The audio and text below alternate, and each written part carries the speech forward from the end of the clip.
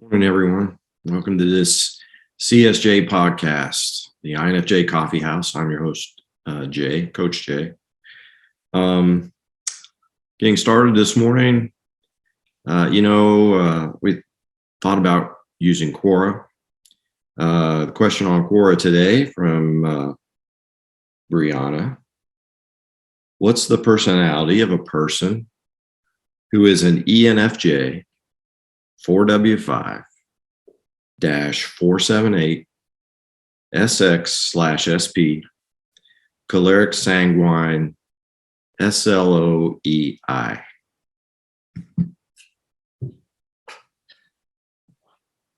have no idea. And I really don't care. I mean,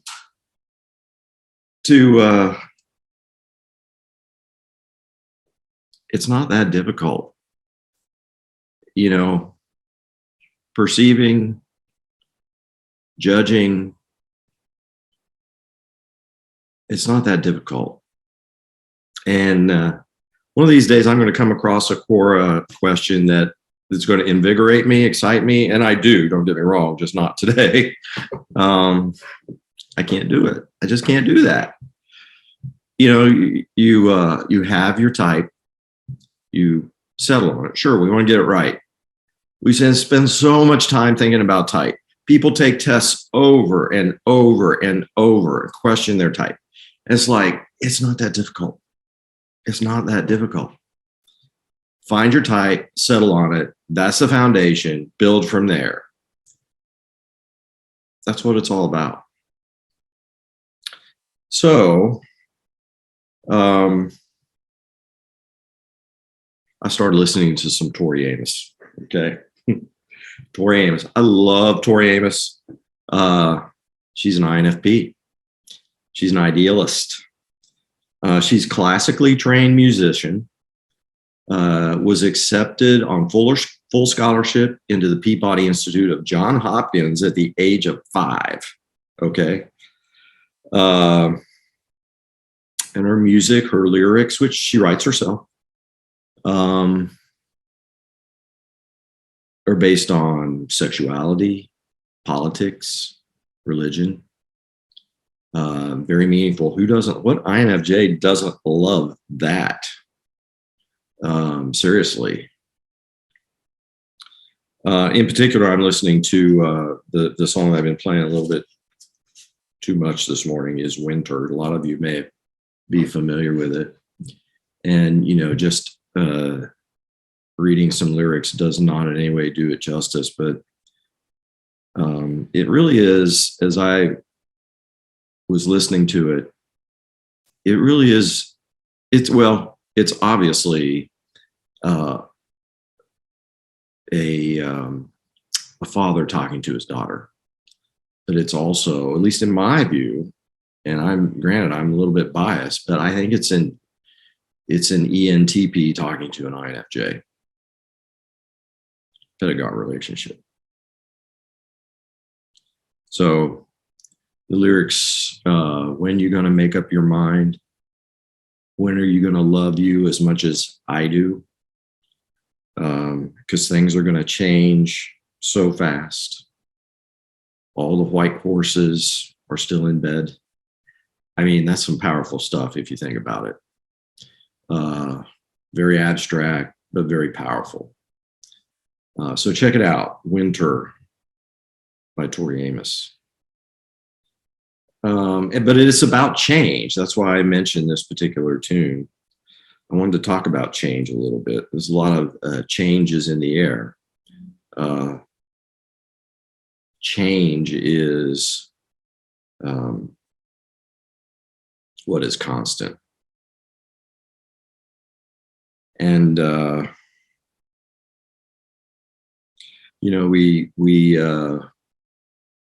it's in our politics, it's in our culture, it's in our pop culture, it's even in our religion.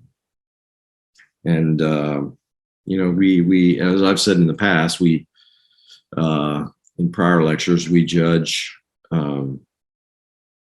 previous generations by the standards of our own. And I think, you could say that's the definition of woke right there, at least in its current, how it's currently defined, not as it was originally defined. But yeah, woke. Being woke to me is a sign of, it's the epitome of ignorance and selfishness. I mean, it's elitism. So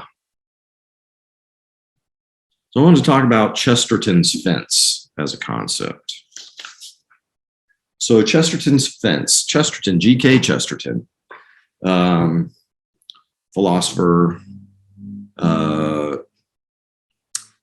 late 1800s, early 1900s, maybe not as well known as some of his contemporaries. At least for me, I was not as aware of him as some others, but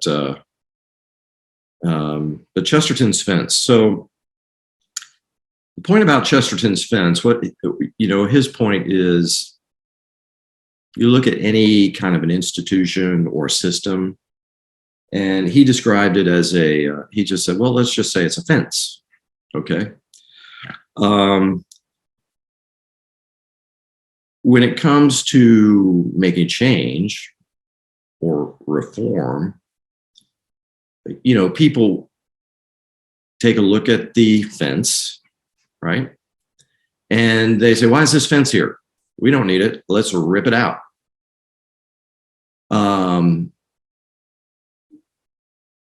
So G.K. Chesterton's point is, well, okay, you don't see the point. So you think, let's rip it out because it serves no purpose. But, which first order thinking, by the way, but he says, do you not ask yourself why the fence was put there in the first place? Or do you just think that the people who put the fence there originally were just bumbling fools and didn't know what they were doing and just saw a spot and said, oh, let's put a fence there for no reason? Is that how you think? Or do you take the time and the effort, because it requires both, to go back and try to understand, why was the fence put there? Under what circumstances was the fence put there? Do I fully understand, or do you fully understand all the ramifications of removing the fence now? You see maybe some immediate circumstances, or you may see some immediate results or consequences that you want to achieve by removing the fence, by reforming the institution.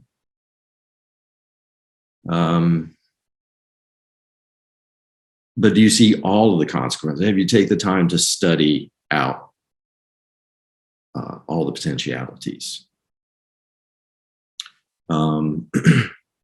So I'm reminded of a trip I took several years ago to Ireland. And I love Ireland. It's beautiful. My ancestors are Irish. And as you go through the country roads in Ireland, the roads tend to be very narrow, a little bigger maybe than single lane, but not much bigger.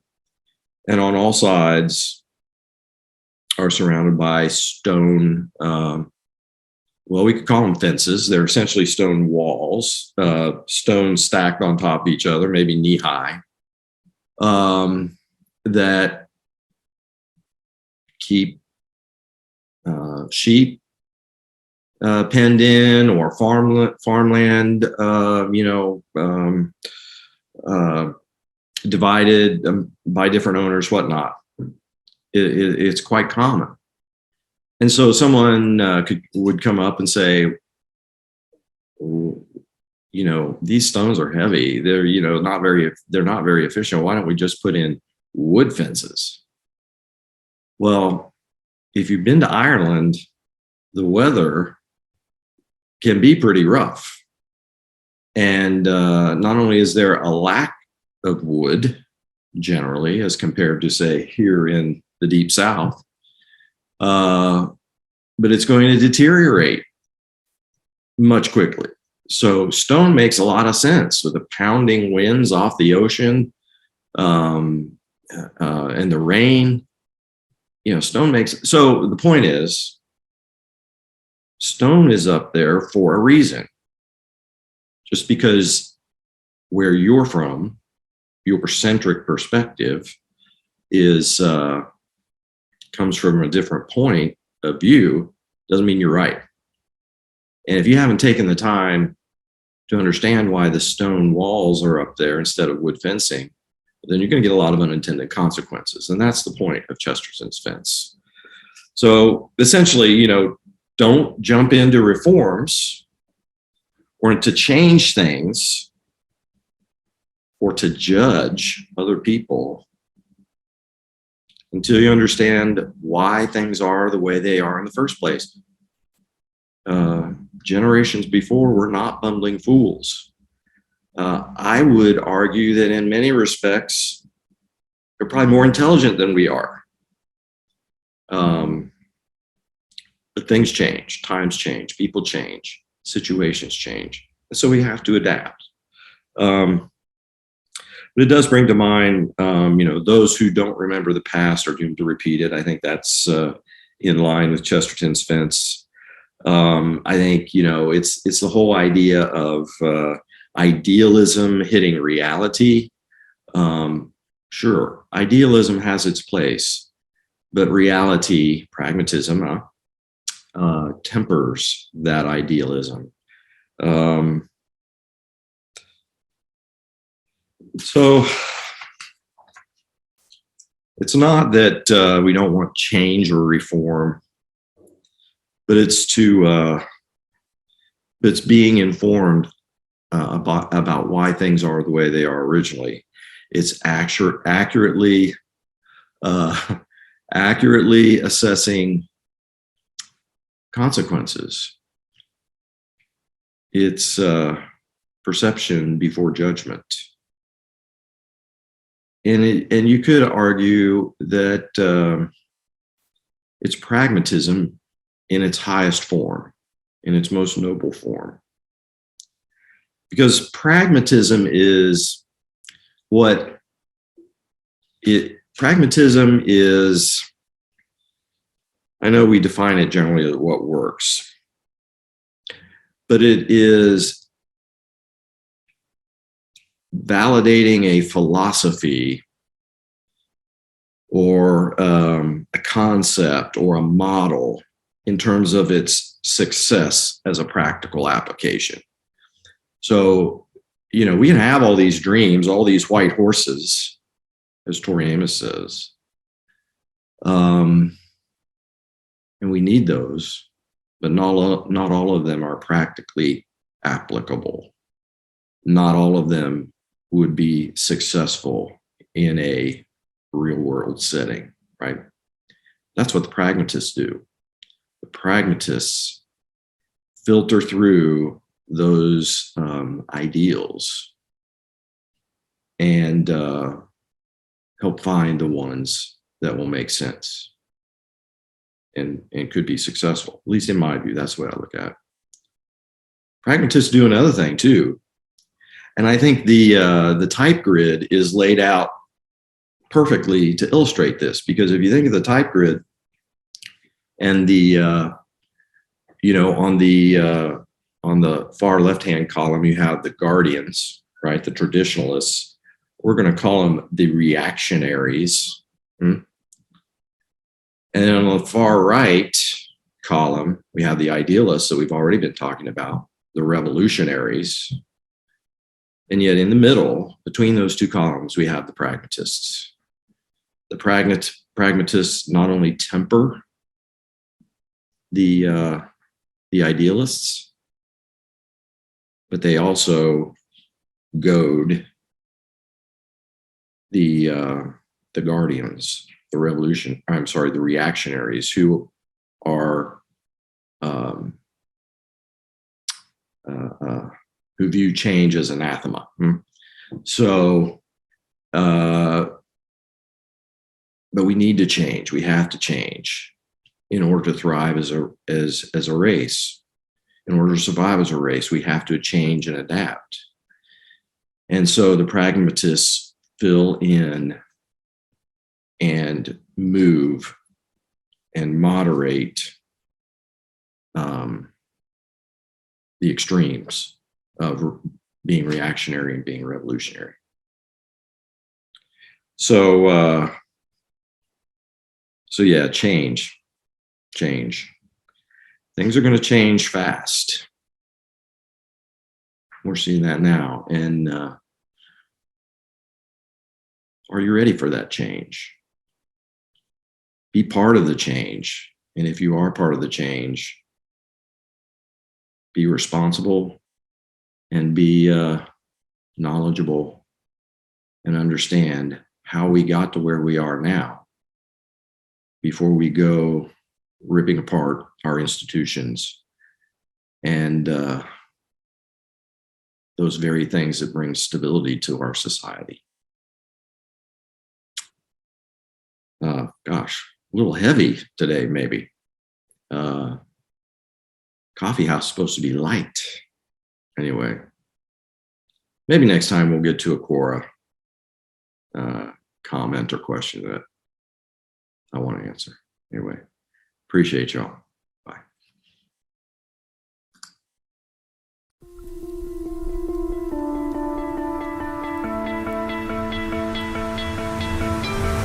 You stole